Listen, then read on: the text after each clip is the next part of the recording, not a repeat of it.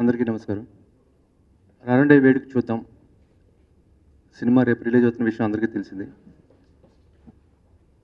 ఈ సినిమా గురించి ఇప్పటివరకు జరిగిన పబ్లిసిటీలో మీరందరూ చూసే ఉంటారు. అది హోల్సమ్ ఫ్యామిలీ మూవీ. అన్ని ఏజ్ గ్రూప్స్ వాళ్ళకి, అమ్మాయిలు అబ్బాయిలు, తల్లి తండ్రి, నాన్నమ్మ తాతయ్య అందరూ కలిసి చూడదగ్గ సినిమా.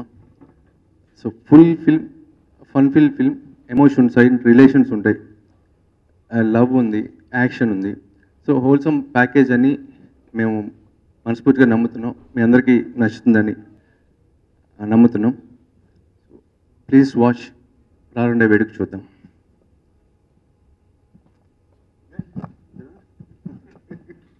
అందరికీ నమస్కారం.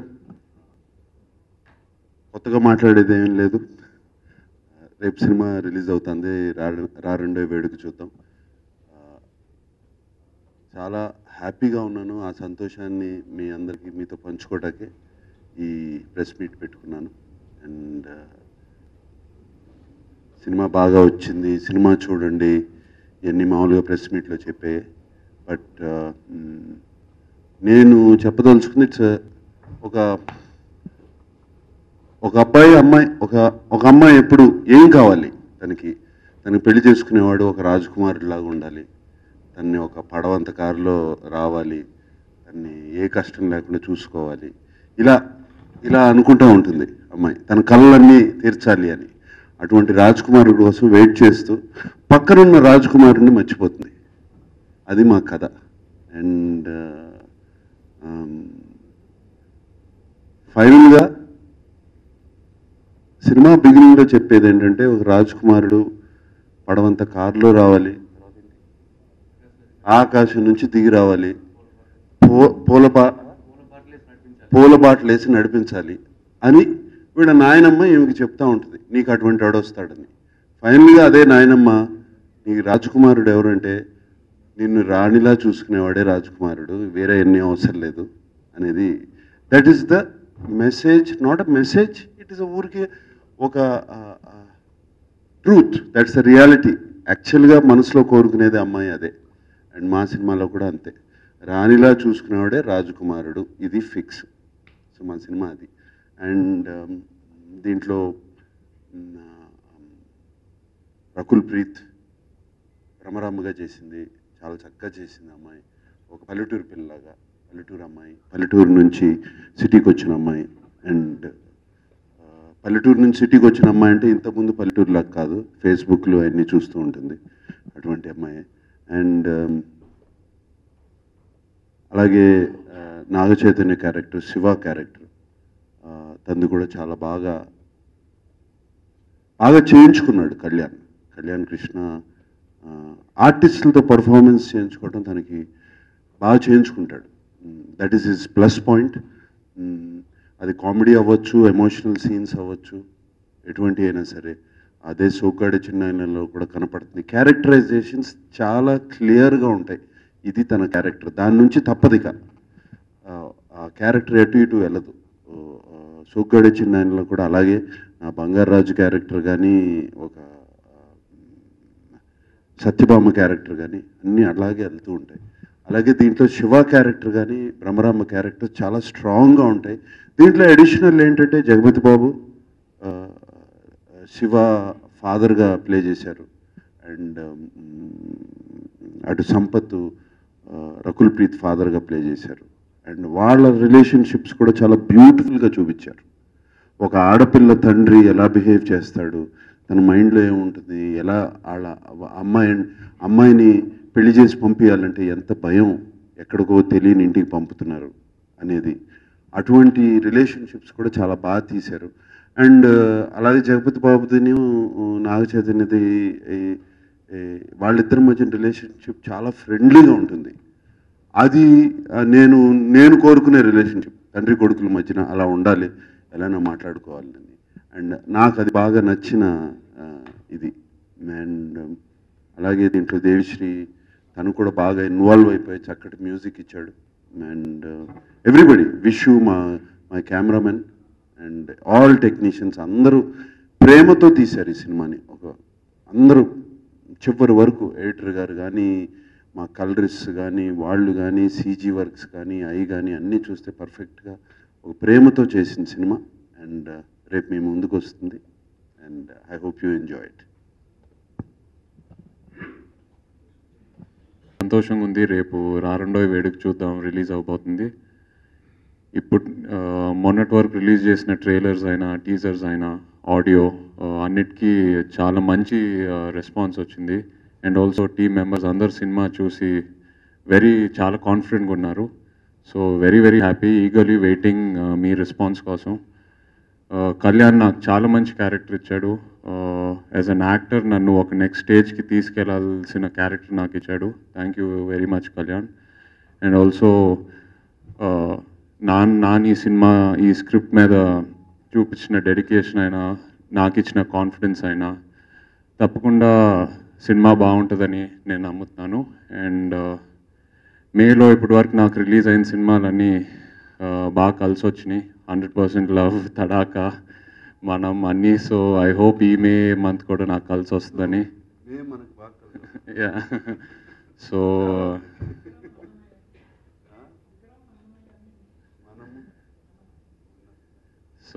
So very excited. అండ్ మీ సపోర్ట్ కావాలి. So please watch the film. సినిమా గురించి చెప్పాలంటే ఇట్స్ అన్ ఆల్రౌండ్ ఫిల్మ్.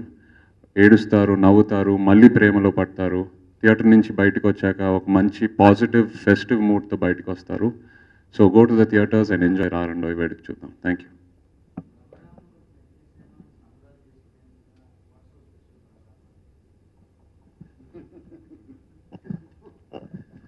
ప్రేమించిన అమ్మాయికి నచ్చడం కంటే ఇంకంతకంటే ఏం కావాలి.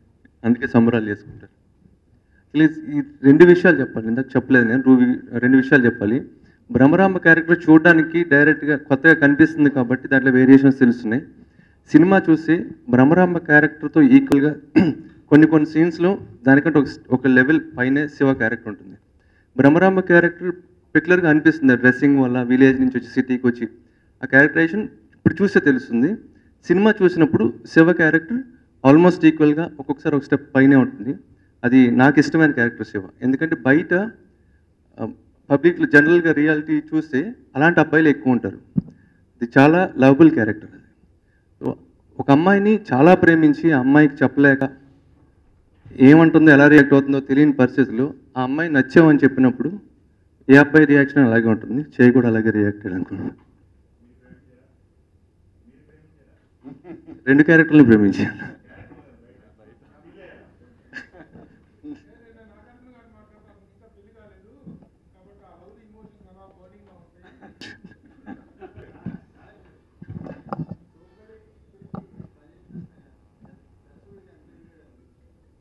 డెఫినెట్గా తెలుగులోడు అయితే డెఫినెట్గా ఎదుగుతాడు. సో కళ్యాణ్ కృష్ణ తెలుగులోడు. అండ్ చక్కగా చాలా బాగా రాస్తాడు డైలాగ్స్. దీంట్లో సోగ్గాడే చిన్నారిలో ఎక్కువ కొంచెం సూపర్ఫిషియల్ డైలాగ్స్, అంటే అక్కడికక్కడ సరసం ఆడి నవ్విచ్చేసి అటువంటి డైలాగ్స్. దీంట్లో చాలా డీప్గా కొంచెం డైలాగ్స్ ఉంటాయి. Especially father and son and father and daughter మధ్యన, వాళ్ళకి మధ్యన dialogues are very deep and very depth, చాలా డెప్త్ ఉన్న డైలాగ్స్. కళ్యాణ్ కృష్ణ ప్లస్ పాయింటే అది. Dialogues are very good. And ఎక్కడైనా కొంచెం సీన్ తగ్గినా కూడా డైలాగ్స్తో లిఫ్ట్ చేసే కేపబిలిటీ ఉంది. అండ్ డెఫినెట్గా ఆ సినిమాకి ఈ సినిమాకి డెఫినెట్గా ఎదిగాడు. రిలేట్ అవుతుంటే సేమ్ టు సేమ్ కాదు, బట్ డెఫినెట్గా నా రిలేషన్షిప్ అలాగే ఉంటుంది నా పిల్లలతో, ఇద్దరితో. I like to be a friend more than father. వాళ్ళు భయం లేకుండా నా దగ్గరికి వచ్చి మాట్లాడాలి, కానీ భయంతోనో దేంతోనో వచ్చి మాట్లాడితే చాలా విషయాలు దాచేస్తారు.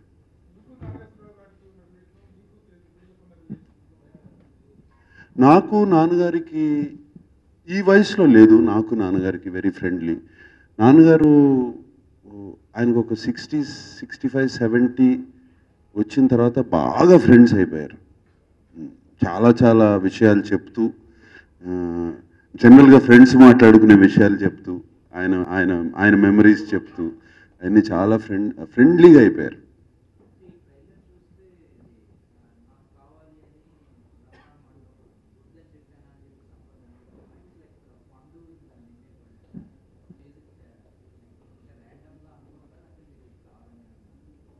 అది నన్ను కాదు, కళ్యాణ్ అడగాలి, తను రాశాడు డైలాగ్స్.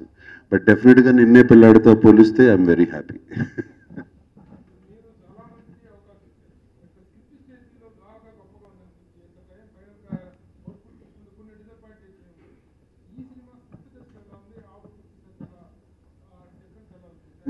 నేను తీసిన సినిమాలన్నీ ఆల్మోస్ట్ ఎవ్రీ ఫిలిం ఎక్సెప్ట్ మనం బిఫోర్ స్క్రిప్ట్ ఆల్మోస్ట్ 1 year పట్టింది. కానీ మిగతా సినిమాస్ అన్ని ఎవ్రీ ఫిలిం స్క్రిప్ట్లో ఇవాల్వ్ అయ్యాయి. వన్ షెడ్యూల్ షూటింగ్ చేసుకుని ఇది బాగలేదు, ఈ క్యారెక్టర్ వర్కౌట్ అవ్వట్లేదు, తీసేద్దాం.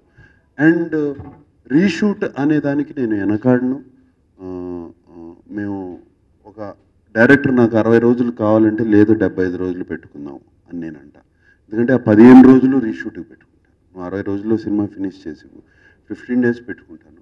ఒకవేళ అవసరం లేదు అంటే అది బోనస్, లేదు అంటే 15 రోజులు 10 రోజులు 5 రోజులు 6 రోజులు రీషూట్స్ చేస్తామంటే ఇంకా బెటర్మెంట్ కోసం. అతను ఏదో తప్పు చేశాడని కాదు, ఉన్నదాన్ని ఇంకా బెటర్ చేయడం. బోనస్ లేదు, డెఫినెట్గా ఒక 1 week to 7 days రీషూట్ చేసాం. ఎందుకంటే మేము ఆ క్యారెక్టర్స్ వర్కౌట్ అవుతాయి అన్నది వర్కౌట్ అవ్వాలి సినిమాలో. అందుకని ఆ క్యారెక్టర్ని తీసేసి ఇంకో క్యారెక్టర్ పెట్టుకుని చేయటం జరిగింది.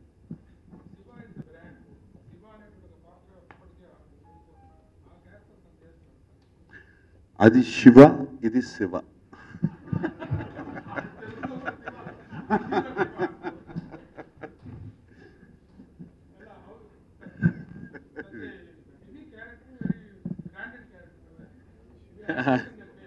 అది పేరు తప్పితే ఇంకా వేరే నో అదర్ కనెక్షన్ అండి. అది ప్యూర్లీ నేమే అంతే, నో రిజెంబ్లెన్స్ విత్ నానాస్ film.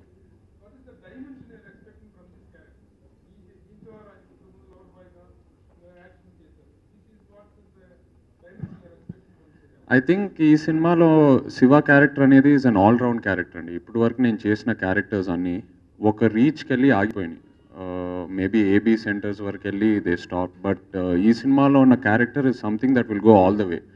And I think that is the main reason నేను ఈ సినిమా అటెంప్ట్ చేసినందుకు, because also as an actor next స్టేజ్కి వెళ్ళాలని. సో క్యారెక్టర్ శివాజ్ అంటే వైజాగ్లో he lives in Vizag. Normal ఫాదర్తో కలిసి పనిచేస్తూ ఉంటారండి కన్స్ట్రక్షన్ కంపెనీలో. So very lovable boy next door kind of character.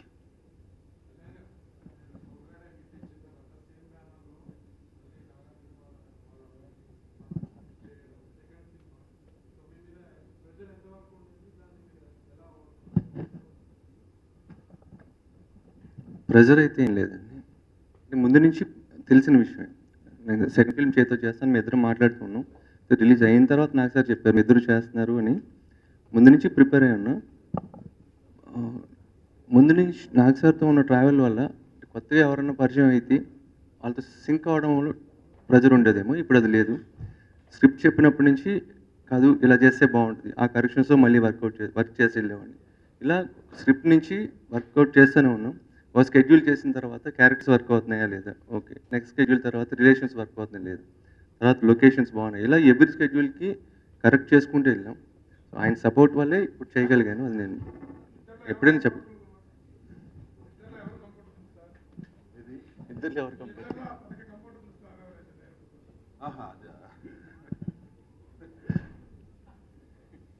ఎవరు కంఫర్ట్ ఎవరి ప్లేస్ అనుకుంటుంది, ఎవరు ఎక్కువ అంటే ఏం చెప్పలేదు. మా సినిమాలో ఆ డైలాగ్ ఎవరి comfort all sir. Actor senior కాబట్టి స్పాట్లో నేను ఒక చెప్పినప్పుడు వెంటనే అర్థమయ్యి లేదంటే ఇలా మార్చుదామన్నా. ఆయన సీనియారిటీతో నాకు ఒక ధైర్యం ఉండేది సార్. చైతూతో ఏంటంటే మాట్లాడి డిస్కస్ చేయడానికి నాకు సార్తో కంటే తనతో డిస్కస్ చేయడం నాకు ఈజీగా ఉండేది. సో ఎవరి కంఫర్ట్ వాళ్ళది. నేను కరెక్ట్గా చెప్పాలంటే నేను ఆన్ లొకేషన్ కళ్యాణ్తోనే ఎడిటింగ్ చేయించేస్తాను అక్కడికక్కడే డైలాగ్ షీట్ తీసుకుని ఇది అవసరం కళ్యాణ్ ఇది అవసరం లేదు అని మేము ఇద్దరం డిస్కషనే. Everything is discussion and team work లేనిదే ఏది జరగదు. అన్నీ నాకు తెలుసు అని నేను అనుకోను, అన్నీ తనకు తెలుసు అని తను అనుకోకూడదు. It's all combined work. సోగర్ టైంలో ఒక ఇన్సిడెంట్ చెప్పాలండి. ఒక సీన్ చేసేటప్పుడు లొకేషన్లో అందరూ అది ఎలా ఉంటుందో టెన్షన్ పడ్డారు, చెయ్యొచ్చా చేయకూడదా తప్పు అవుతుందేమో. ఆ రోజు స్పాట్లో నన్ను నమ్మింది ఒక నాకు సార్. నేను వెళ్ళి చెప్పాను, సార్ ఇది కరెక్ట్ ఇలా అనుకుంటున్నావు అంటే, సార్ నువ్వు చేసే చూద్దాం. సో తర్వాత అదే రిజల్ట్ వచ్చింది. నాకు ఆయనతో ఉన్న కంఫర్ట్ మిగతా వాళ్ళతో లేదు. ఇప్పుడు చేతో ఉండే కంఫర్ట్ మీతో డిస్కస్ చేసేవాళ్ళం. మనం ఇలా చేస్తే బాగుంటుంది, అలా చేస్తే బాగుంటుంది, రకుల్ నువ్వు ఎలా మాట్లాడితే బాగుంటుంది, జగత్ బాబు గారు చేయకూడదు. చేసేటప్పుడు వాళ్ళిద్దరికి మంచి కెమిస్ట్రీ ఉంది. సో సీన్ ఇలా అనుకుంటున్నా అంటే వాళ్ళిద్దరూ ఇంప్రవైజ్ చేసినవి చాలా ఉన్నాయి. సో ఎవరి కంఫర్ట్ అవ్వలేదండి.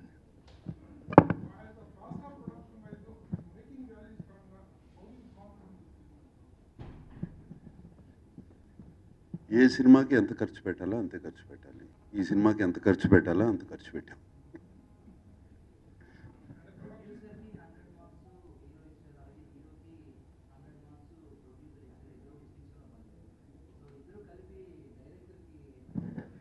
అది రేపు తెలుస్తుంది. అంతే కదా, మేము ఎప్పుడు 100 మార్క్స్ ఇవ్వందే మేము హ్యాపీగా లేకపోతే కానీ రిలీజ్ చేయము. బట్ యాక్చువల్గా final result is from the people. వాళ్ళకి చూసి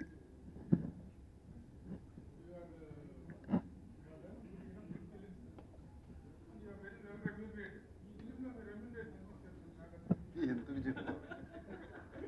He tried asking me day before yesterday. Yes, I'm paid very well, Andy. No complaints at all. Just tell whatever is his is mine and whatever mine is his. Over.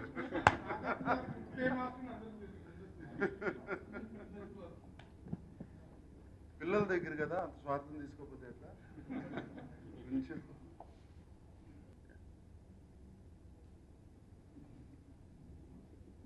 అంతే కదా.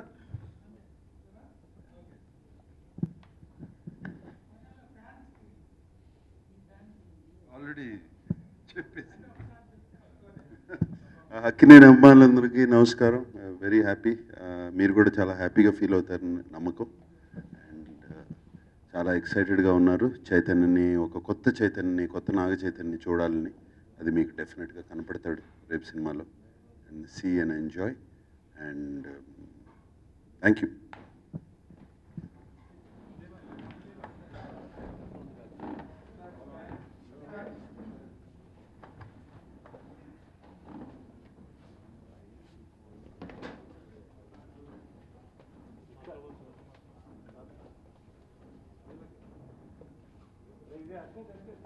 Very good.